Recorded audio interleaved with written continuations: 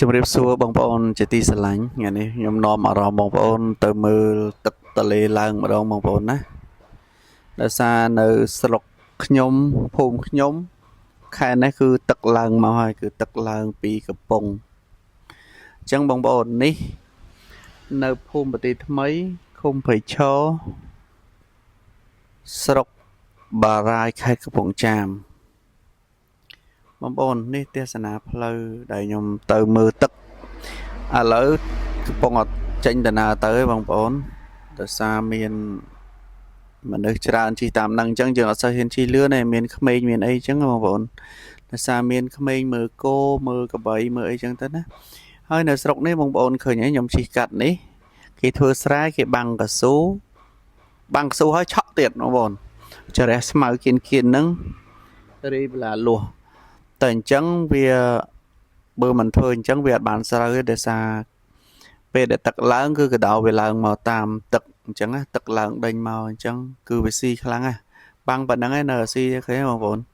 កលេចមើលឆ្វេងមើលស្ដាំមកឯងសិតតែមានកស៊ូហើយគេធ្វើជើងវារីវឡាលួសដាក់កដោទៀតអញ្ចឹងបងប្អូននេះចាប់ផ្ដើមទៅមើលហើយ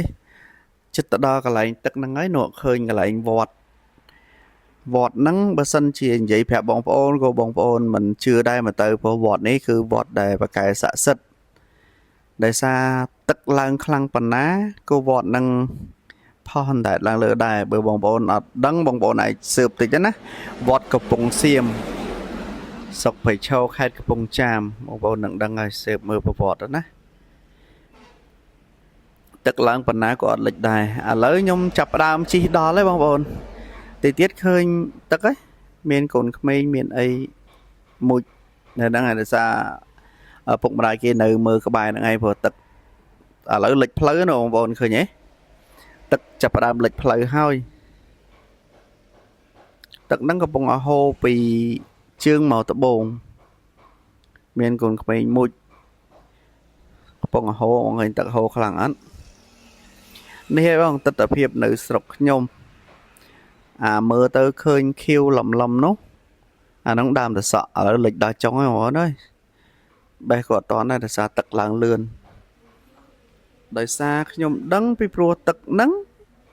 បើខ្ញុំធ្លាប់មកម្ដងហើយអញ្ចឹងវាតាំងពីអត់តន់លិចទួលនេះម៉េះឥឡូវ